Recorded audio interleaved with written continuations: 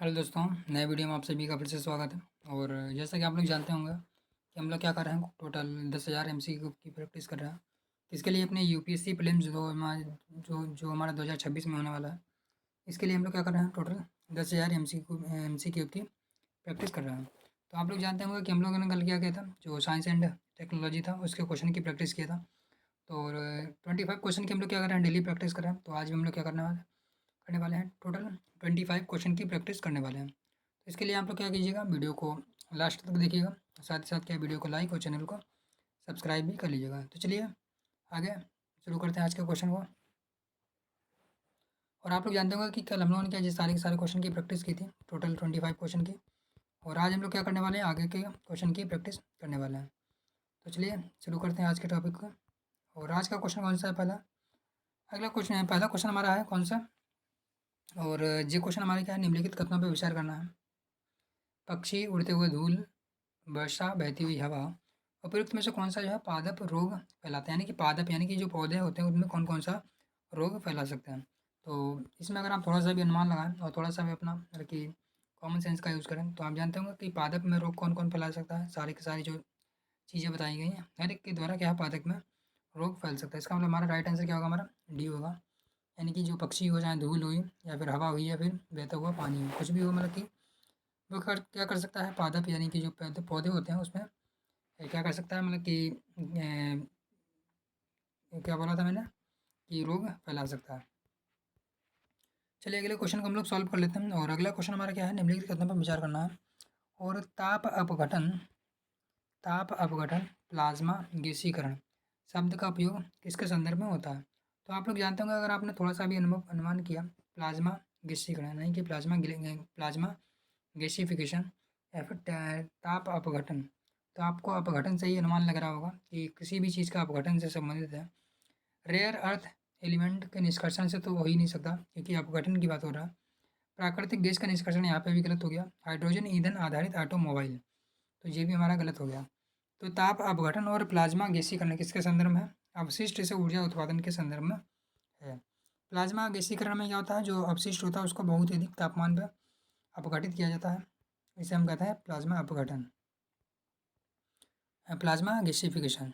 उसके बाद में अगला क्वेश्चन हमारा आता है, निम्नलिखित में से कौन सा निम्नलिखित में से किसके संदर्भ में ताप सॉरी जी वही रिपीट हो गया, अपघटन और प्लाज्मा गैसिफिकेशन, तो होगा हमारा अवशिष्ट ऊर्जा प्रौद्योगिकी के संदर्भ में। तो आप लोग क्या कीजिए, वीडियो को लास्ट तक जरूर देखिएगा, क्योंकि आप लोगों को वीडियो से काफ़ी इन्फॉर्मेटिव मतलब कि मिलने वाला है, इन्फॉर्मेटिव जानकारी मिलने वाली है। तो इसका अगला क्वेश्चन हमारा क्या है, निम्नलिखित कथनों पर विचार करना है। और वैज्ञानिक क्या इसके संदर्भ में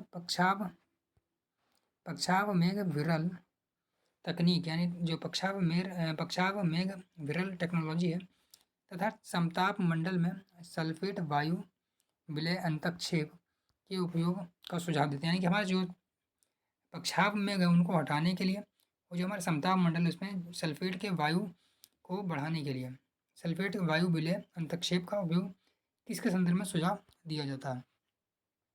कुछ क्षेत्रों में क्या वर्षा करने के लिए इसका उपयोग होता है, तो वर्षा के संदर्भ में क्या, मतलब कि बादलों को हटाने के लिए बात होगी, तो ऐसा तो नहीं होना चाहिए, तो यानी कि हमारा ये गलत हो जाता है। उष्णकटिबंधीय चक्रवातों की बारंबारता और तीव्रता को कम करने के लिए, तो चक्रवात और वायुमंडल का थोड़ा सा अनुमान लगाएंगे तो आप थोड़ा सा दूरी की बात है, तो हमारा वायुमंडल में चक्रवातों से संबंधित भी नहीं है। अगला हमारा क्या है, पृथ्वी पर सौर पवनों के प्रतिकूल प्रभाव को कम करने के लिए, तो यहाँ पे थोड़ा सा कन्फ्यूज हो सकते हैं आप कि शायद जो है, यानी कि हमारे जो सौर्य पवन होती हैं उनको शायद प्रतिकूल करने के लिए हो। परंतु मैं बता दूं आपको, इसका यूज़ कहाँ पे होता है, भूमंडलीय जो तापन होता है, यानी कि जो हमारा ग्लोबल वार्मिंग होता है उसके कम करने के लिए होता है। वैसे क्या होता है, जो हमारे पक्षाव मेघ होते हैं, यानी कि जो हमारे पक्षाव मेघ होते हैं क्या, तो ऊपर होते हैं, और हमारे जो पृथ्वी से ये तरंग दैर्ध्य आती है, यानी कि जो भी हमारा प्रकाश आता है वो क्या आता है, हमारा आता है लघु तरंग के रूप में आता है। परंतु जब यहाँ से जाता है तो क्या था, दीर्घ तरंग के रूप में आता है, और जिसे कौन रोकता है, पक्षाव मेघ ही रोकते हैं। अगर इनको हटा दिया जाए तो क्या होगा, हमारा जो मतलब कि जो दीर्घ तरंग होगी वो क्या होगी, हमारी बाहर निकल जाएगी। और वहीं जो हमारे जो समताप मंडलीय जो बादल होते हैं वो क्या होता है, हमारे निम्न तापमान में पाए जाते हैं। और यहाँ पे क्या होता है, जो ऊपर से आने वाले शॉर्ट वेवलेंथ होती है का जो प्रकाश होता है, वो सल्फर सल्फर वाले जो हमारे बादल होते हैं वही क्या होते हैं, रोक देते हैं। तो इस प्रकार से इसको क्या बढ़ाना और इसको जो पक्षाव मेघ होते हैं उनको हटाना, इससे क्या हो सकता है, हमारा जो भूमंडलीय तापन होता है उसमें मदद मिल सकती है। तो इसके संदर्भ में हमारी प्रौद्योगिकी पूछी गई थी। तो चलिए अगले क्वेश्चन को हम लोग सॉल्व कर लेते हैं और आशा करते हैं कि आपको जो प्रौद्योगिकी कैसे वर्क करती है इसको समझ में आया होगा। अगला क्वेश्चन क्या है हमारा, निम्नलिखित कथनों पर विचार करना है, कौन सा सही है।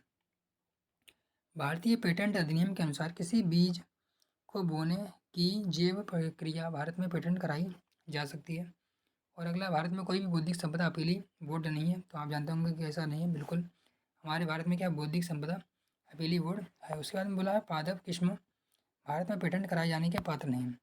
तो इसमें अगर आप थोड़ा सा भी देखें और आपने अगर थोड़ा सा भी प्रेजेंट ऑफ माइंड का यूज़ किया तो आप देख रहे होंगे कि फर्स्ट वाला और हमारा जो थर्ड वाला है, यानी कि फर्स्ट और थर्ड आपस में क्या कर रहे हैं, कंट्राडिक्टरी है, यानी कि आपस में क्या कर रहे हैं, एक दूसरे को विरोध कर रहे हैं। जैसे कि यहाँ पे बोला है पेटेंट कराया जा सकता है, यहाँ पे बोला कराया नहीं जा सकता। हो सकता है थोड़ा सा अंतर हो, पर दोनों क्या एक दूसरे का विरोध कर रहे हैं।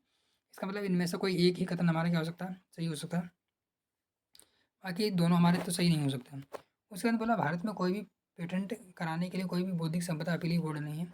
तो ऐसा बिल्कुल भी गलत है, यानी कि हमारा जो पेटेंट अधिनियम 1970 था उसके तहत बनाया गया था, यानी कि हमारा दूसरा वाला तो गलत हो जाता है। और दूसरा गलत होता ही हमें क्या आंसर मिल चुका है, क्योंकि अभी क्या एक और तीन में से कोई एक बनाना है, तो यानी कि हमारा जो तीन वाला है वो सही है। पादप किस्में क्या है, भारत में पेटेंट कराए जाने के पात्र नहीं है। और वहीं जो हमारा बल्क पेटेंट प्रक्रिया भारत में पेटेंट कराई जाती है बिना बीज बनाने की, तो ऐसा गलत है। तो इसका राइट आंसर क्या होगा हमारा, केवल तीन होगा। और चलिए अगला कर लेते हैं हम लोग अगला क्वेश्चन को। अगला क्वेश्चन हमारा क्या है,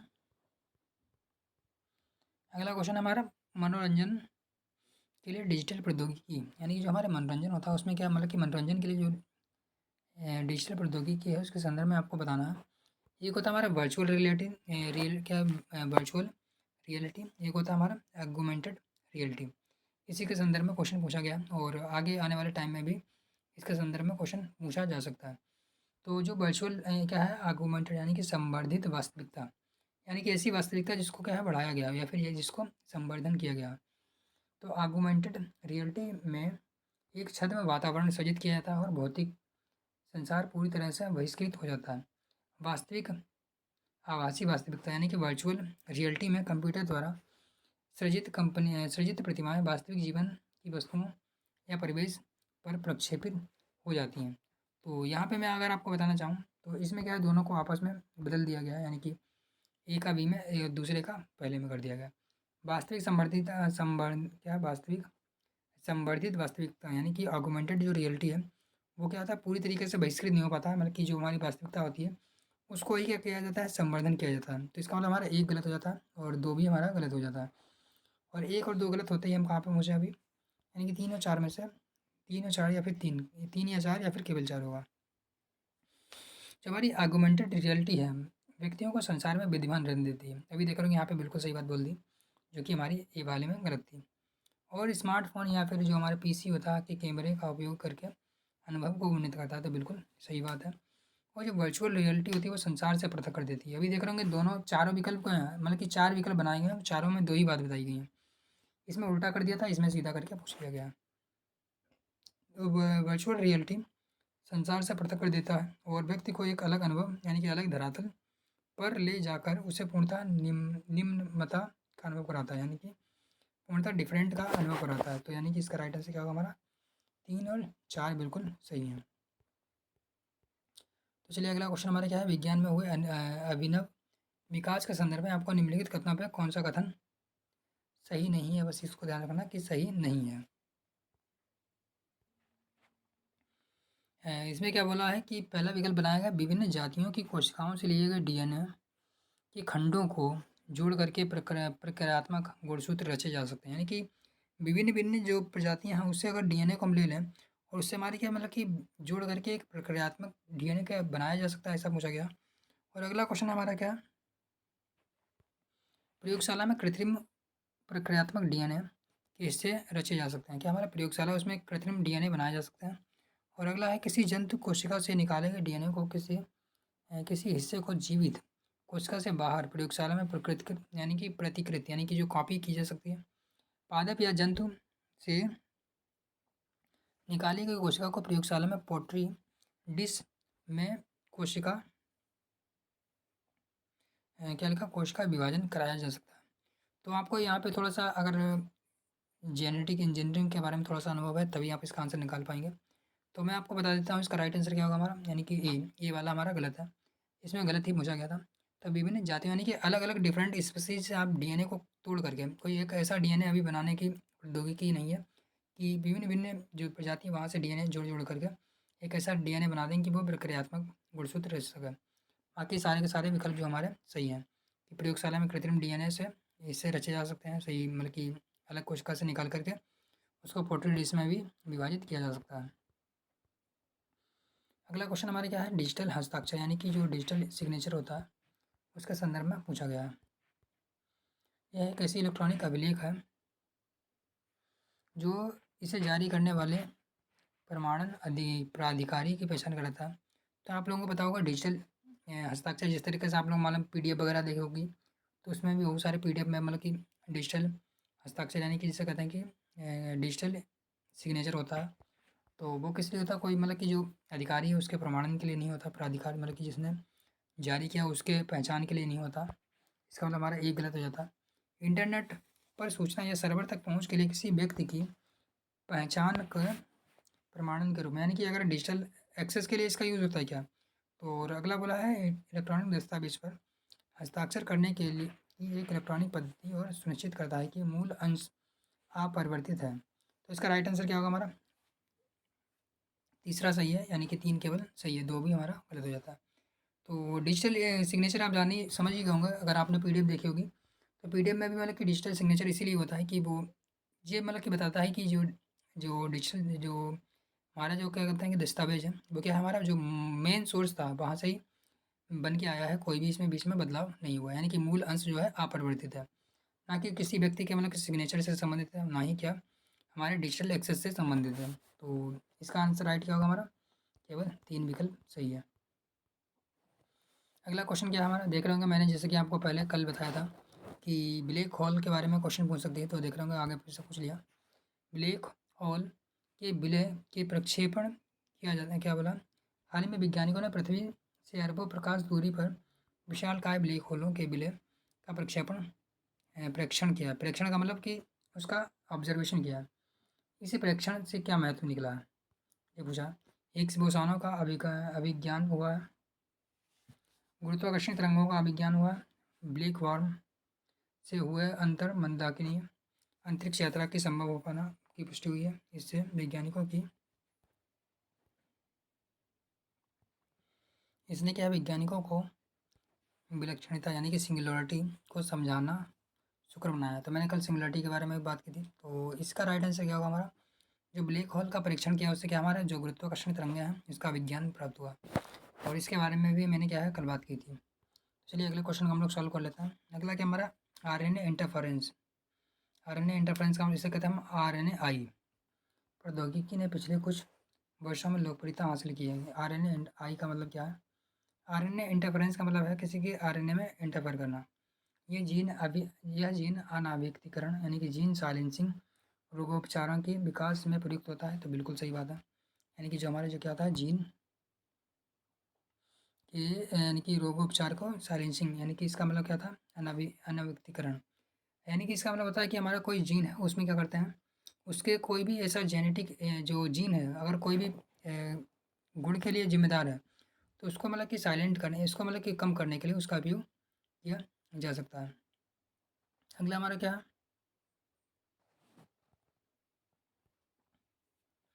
और अगला क्या कहता है हमारा, इसे कैंसर का चिकित्सा के रोगोपचार के विकसित करने के लिए प्रयुक्त किया जा सकता है। तो बिल्कुल सही बात है, यानी कि हमारा दूसरा वही सही हो जाता है। इसे हार्मोन प्रतिस्थापन रोगोपचार विकसित करने के लिए प्रयोग किया जा सकता है। क्या इसे हार्मोन प्रतिस्थापन रोगोपचार के लिए किया जा सकता है, तो इसके संदर्भ में अभी हमें नहीं पता, तो इसको हम रोक लेते हैं। उसके बाद में इसे ऐसे फसल पादपों को उगाने के लिए किया जा सकता है जो विषाणु रोगजनकों के लिए प्रतिरोधी हों। तो बिल्कुल सही बात है, यानी कि ऐसे बनाया जा सकता है। तो यानी कि अगर वैसे भी क्या हमारा 4 के चारों तो किसी विकल्प में नहीं है, यानी कि 1 2 3 4 तो किसी में भी नहीं है, परंतु हमारा 1 और 4 किस में है उसको हम देख सकते हैं। तो 1 और 4 हमारा किस में है, केवल इन्हीं 2 में है। तो अभी देखना हमें क्या है, 2 या है कि नहीं है। तो यानी कि 2 इसका रोगोपचार के लिए किया जा सकता है कैंसर के लिए, तो यानी कि दूसरा भी हमारा सही होता है।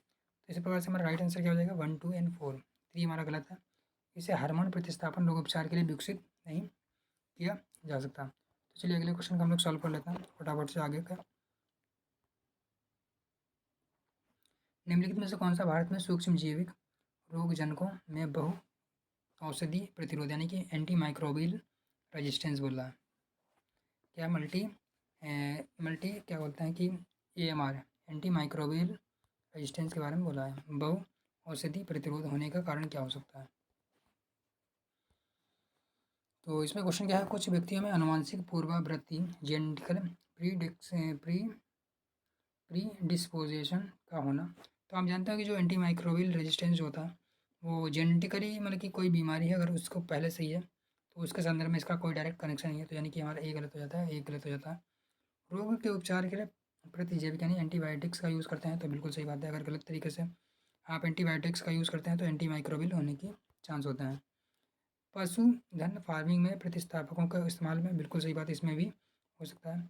कुछ व्यक्तियों में चिरकालिक रोगों के विद्यमान होना यानी कि हमारा ये भी सही हो सकता है, पर अभी देखते हैं हमारा है कि नहीं है।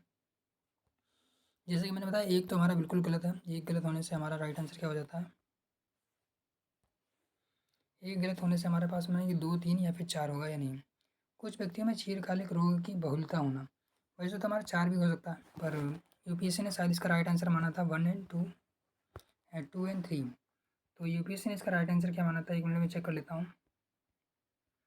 तो यूपीएससी ने इसका राइट आंसर माना था केवल बी माना था, यानी कि इसको 3 को नहीं माना था, क्योंकि यूपीएससी का है आंसर होता है हम लोग उसको फाइनल आंसर मानते हैं।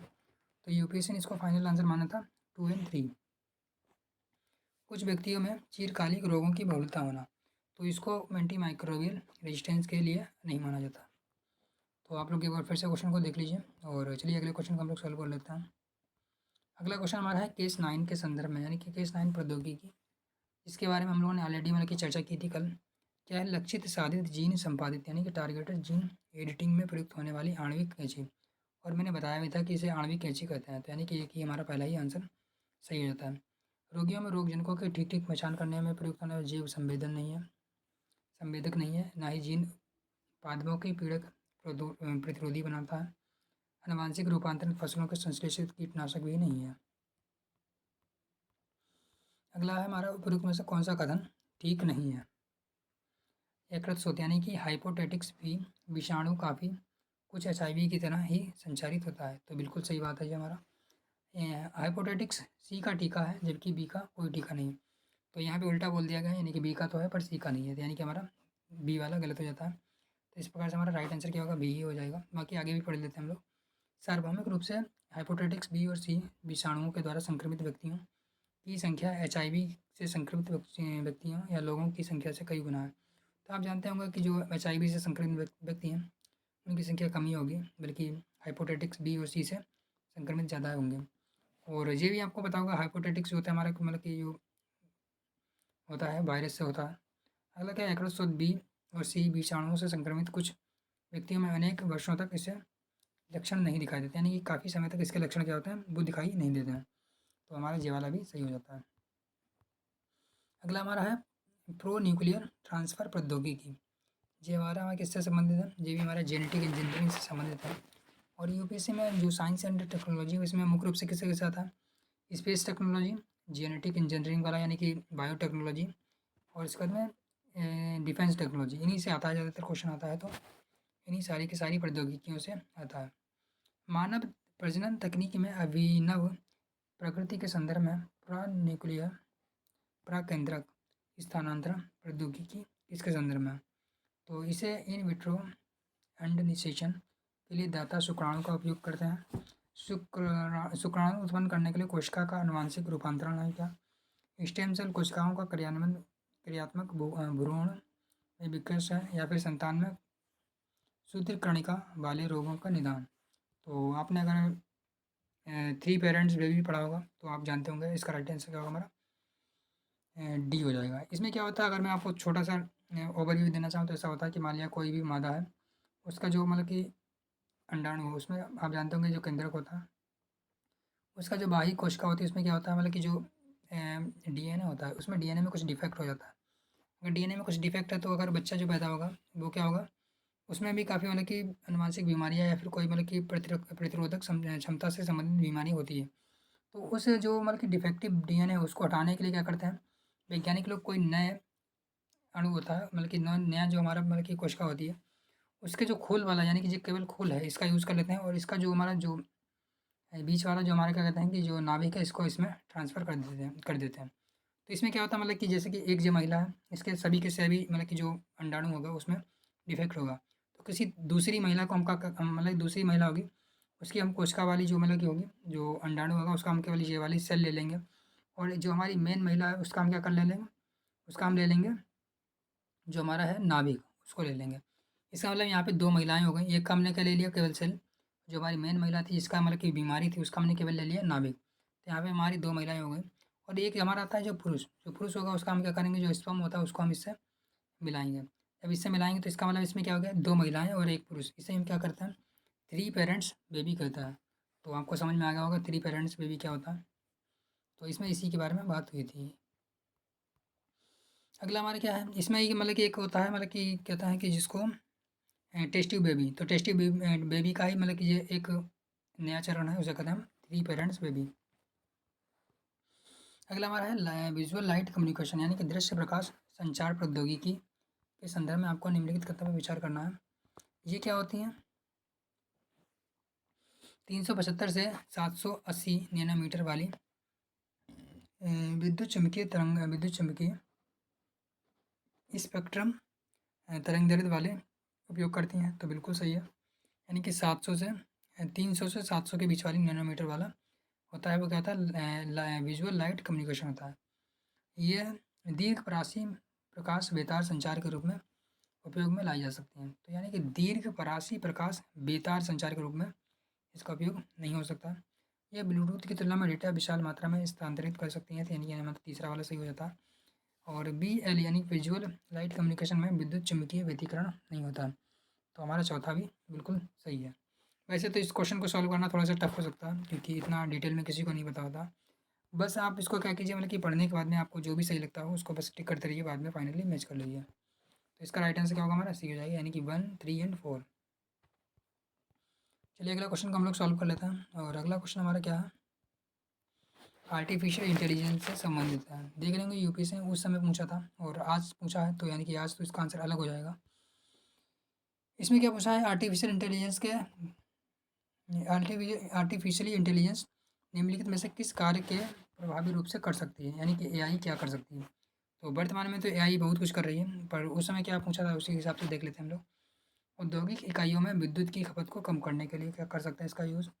लघु सार्थक कहानियों और गीतों का रचना करने के लिए हम क्या कर सकते हैं इसका यूज़। रोग के निदान के लिए हम इसका यूज़ कर सकते हैं क्या। टेक्स्ट से स्पीच में परिवर्तन के लिए इसका यूज़ कर सकते हैं क्या। विद्युत ऊर्जा के बेतार संचार के लिए इसका यूज़ कर सकते हैं क्या। तो अगर मेरे हिसाब से अगर जहाँ तक आज के अगर वर्तमान में टाइम में अगर आप सोचें तो आर्टिफिशियल इंटेलिजेंस का इन सभी के सभी में यूज़ हो सकता है, मुझे जहाँ तक लग रहा है। तो इसका राइट आंसर क्या होना चाहिए आज अगर देखें तो डी, यानी कि 1, 2, 3, 4।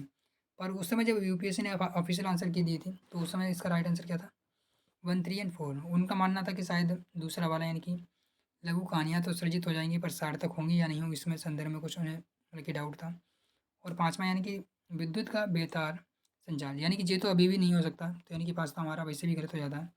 तो यानी कि इसका राइट आंसर क्या होगा हमारा, केवल बी, जो कि यूपीएससी का ऑफिशियल आंसर की में आंसर आया था। चलिए आगे क्या है, ब्लॉकचेन प्रौद्योगिकी। जैसा कि मैंने बताया भी था आपको कि ब्लॉकचेन से पूछा था और अभी भी पूछेगा और आगे भी पूछ सकता है, क्योंकि अभी ये क्या है इमर्जिंग इमर्जिंग टेक्नोलॉजी है, यानी कि ये भी प्रौद्योगिकी अभी व्यवहार में आने को बाकी है। तो इस संदर्भ में आपको बताना है, यह एक सार्वजनिक खाता है, यह एक सार्वजनिक खाता है जिसका हर कोई निरीक्षण कर सकता है, परंतु कोई भी इसमें उपभोक्ता नियंत्रण नहीं करता। तो आप जानते होंगे एक सार्वजनिक खाता है उसे कोई भी नियंत्रित नहीं करता। ब्लॉकचेन की की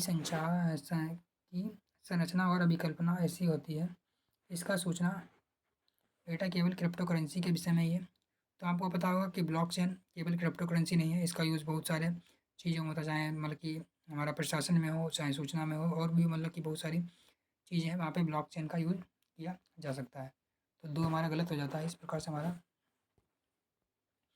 दो कट गया, एक और तीन में से कोई एक होगा। ब्लॉकचेन के आधारभूत विशेषताओं में से इसके अनुप्रयोग को बिना किसी व्यक्ति की अनुमति के विकसित किया जा सकता है। तो हमारा तीसरा भी सही हो जाता है। तो चलिए अगला क्वेश्चन पढ़ लेते हैं हम लोग। अगला क्वेश्चन हमारा कार्बन नैनो ट्यूब के संदर्भ में पूछा गया है। और कार्बन नैनो ट्यूब क्या होता है के संदर्भ में आपको विचार करना है। इसको मानव शरीर में औषधि और प्रतिजनों के वाहकों के रूप में प्रयोग किया जा सकता है। यानी कि जो हमारे कार्बन नैनो ट्यूब होंगे, आप जानते होंगे, जो ग्राफीन होती है, ग्राफीन को ही अगर पतली परत होती है उसको हम बेलन के रूप में बना दें तो वो हमारे बन जाते हैं कार्बन नैनो ट्यूब्स बन जाते हैं। तो इसका उपयोग क्या है, मानव में औषधि को प्रतिजनों तक पहुंचाने के लिए यूज किया जा सकता है। और इसका मानव शरीर की क्षतिग्रस्त भागों के लिए कृत्रिम रक्त कोशिका के रूप में भी इसका उपयोग कृत्रिम रक्त कोशिका के रूप में बनाया जा सकता है। तो वैसे तो इसका जैविक यूज हो सकता है। इसका जैव रसायन संवेदकों में उपयोग किया जा सकता है। तो बिल्कुल सही बात है। इसका कार्बन नैनो ट्यूब जैव निम्नीकरण में होता है, यानी कि हमारा ये भी सही हो सकता है। और इसका सेकंड वाला एक बार फिर से चेक कर लेते हैं। इसको मानव शरीर के क्षतिग्रस्त भाग के लिए कृत्रिम रक्त कोशिका के रूप में बनाया जा सकता है। तो यहाँ पर भी मुझे थोड़ा सा डाउट लग रहा है कि दूसरा होगा या नहीं होगा। वैसे तो मेरे हिसाब से क्या इसका राइट आंसर होना चाहिए डी, यानी कि 1 2 3। और यूपीएससी ने इसका ऑफिशियल आंसर किया, इसका आंसर क्या दिया एक मिनट मैं चेक कर लेता हूँ। तो इसका ऑफिशियल आंसर की में इसका राइट आंसर क्या होना चाहिए।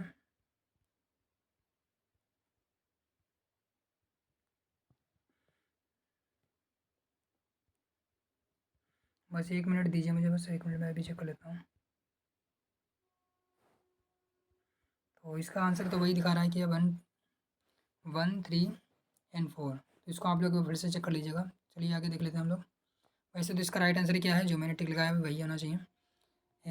यह प्रयोग 3 ऐसे अंतरिक्ष यानों को काम में लाएगा जो एक समबाहु त्रिभुज की आकृति में उड़ान भरेंगे और प्रत्येक भुजा 1 मिलियन किलोमीटर लंबी होगी और यानों के बीच लेजर चमक रही होगी।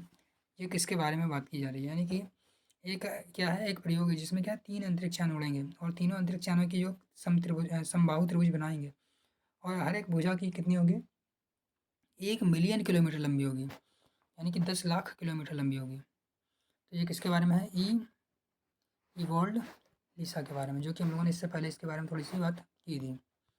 अगला क्वेश्चन हमारा है, निम्नलिखित गतिविधियों पर विचार करना है। उपयोग में तकनीक में से तकनीकी के वर्तमान स्तर पर उपयुक्त गतिविधि में से कौन ड्रोन का उपयोग सफलतापूर्वक किया जा सकता है, यानी कि उपयुक्त में से किसका उपयोग ड्रोन, मतलब कि ड्रोन किसके संदर्भ में ड्रोन का उपयोग किया जा सकता है। फसल में मतलब कि पीड़क नाशक छिड़कने के लिए ये तो बहुत यूज़ हो रहा है। सक्रिय ज्वालामुखी के मुख का मतलब निरीक्षण करने के लिए तो आप जानते हैं कि इसका भी यूज़ हो सकता है।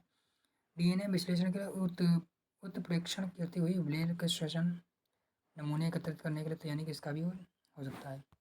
चलिए अगला कर लेते हैं हम लोग। भारत में न्यूमोकोकल सेंगमी वैक्सीन, यानी कि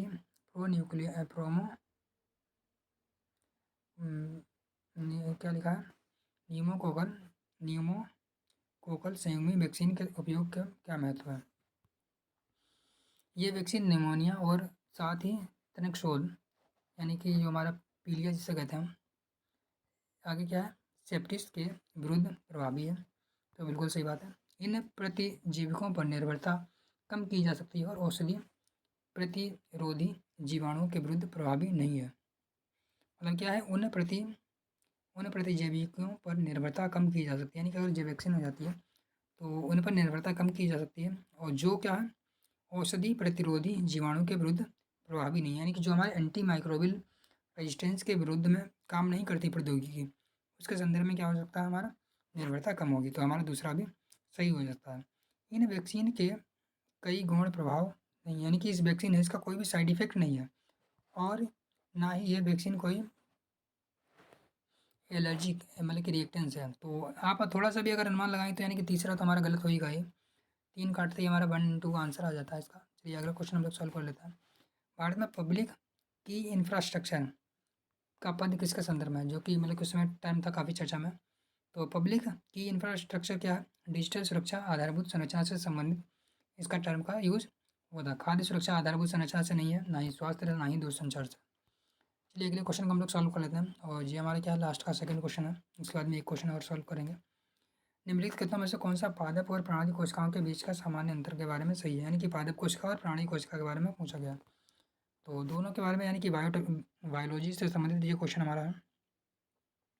पादप कोशिकाएं क्या है, हमारी सेल्यूलोज से बनी हुई भित्तियाँ होती हैं, जबकि प्राणी कोशिकाएं ऐसी नहीं है, तो बिल्कुल सही बात है। उसके बाद में बोला है पादप कोशिकाओं में प्लाज्मा झिल्ली नहीं होती है, जबकि इसके विपरीत प्राणी कोशिकाओं में होती है। परिपक्व पादप कोशिकाओं में एक बृहद रसधनी होती है, जबकि प्राणी कोशिकाओं में छोटी छोटी होती हैं। तो इसका मतलब हमारा तीसरा सही है, वहीं पादप कोशिका में प्लाज्मा झिल्ली नहीं होती है, जबकि इसके विपरीत प्राणी कोशिका में होती है, जो यहाँ पे उल्टा बता दिया गया। तो इसका मतलब हमारा राइट आंसर क्या होगा, 1 और 3। तो चलिए अगला क्वेश्चन हम लोग सॉल्व कर लेते हैं। और अगला क्वेश्चन हमारे क्या है, बेंजीन प्रदूषक उत्पन्न करते हैं, कौन कौन बेंजीन का प्रदूषण उत्पन्न कर सकते हैं। तो वैसे देखने में तो आपको इसका आंसर सही, मतलब कि बहुत ईजी लग रहा होगा क्वेश्चन, पर इसको सॉल्व करेंगे तो यूपीएससी ने इसका आंसर कुछ अलग ही दिया था। स्वचालित वाहनों द्वारा निष्कासित पदार्थों में, यानी कि जो ऑटोमोबाइल वाहन होते हैं वहाँ से जो उत्सर्जित होता है, वहाँ से क्या बेंजीन प्रदूषण निकलता है, तो आप अनुमान लगाएंगे तो बिल्कुल सही है। तम्बाकू धुएं से भी निकलता है, हाँ बिल्कुल सही है। लकड़ी का जलाना, क्या वहाँ से बेंजीन निकल सकता है, तो बिल्कुल सही बात है। पर रोगन किए गए, यानी कि जो लकड़ी का फर्नीचर का उपयोग होता है, तो क्या उससे निकलता है, तो यहाँ पे यानी कि उससे नहीं निकलता। पॉलीथीलीन के निर्माण के उत्पादन का उपयोग होता है, तो यहाँ पे भी नहीं होता है। तो इसका राइट आंसर क्या होगा हमारा, 1 2 3। वैसे अनुमान क्या अक्सर लगाते हैं लोग, 1 2 3 4 भी हो सकता है, पर आप लोग इसको एक बार सर्च कर लीजिए, यानी कि इसका आंसर क्या होता है, 1 2 3 4 भी हो सकता है। क्योंकि बहुत सारी चीज़ें होती हैं, वो बेंजीन हो सकता है अल्प मात्रा में निकलता हो, तो वैसे इसका राइट आंसर क्या होना चाहिए, डी होना चाहिए, और ये नहीं होगा। तो चलिए आगे देख लेते हैं हम लोग। अगला लास्ट क्वेश्चन हमारा है आज का, और आज का क्या हमारा होगा, ये लास्ट क्वेश्चन होगा। तो आप लोगों ने यहाँ तक वीडियो अगर देखा है तो बहुत बहुत धन्यवाद। सौर जल पंपों के संदर्भ में निम्नलिखित कथनों पर विचार करना है। सौर ऊर्जा का उपयोग पृष्ठीय पंपों को चलाने के लिए हो सकता है, तो बिल्कुल हो सकता है ऐसा। और निमज्जित पंपों के लिए नहीं, तो ऐसा बिल्कुल नहीं, यानी कि निमज्जित के लिए भी हो सकता है, यानी कि एक तो हमारा गलत हो गया। सौर ऊर्जा का उपयोग उपकेंद्रीय पंपों को चलाने के लिए हो सकता है, और पिस्टन वालों के लिए नहीं है, तो यहाँ पे भी उल्टा बोल दिया है, यानी कि दोनों के लिए हो सकता है। तो हमारा राइट आंसर क्या होगा, डी, यानी कि दोनों गलत है। तो आप लोगों ने अगर यहाँ तक वीडियो देखा है तो फिर से एक बार धन्यवाद। बाकी वीडियो को लाइक जरूर कर लीजिएगा, और चैनल को सब्सक्राइब भी कर लीजिएगा। तो चलिए मिलते हैं नेक्स्ट वीडियो में, बाकी वीडियो को यहाँ तक आप लोगों ने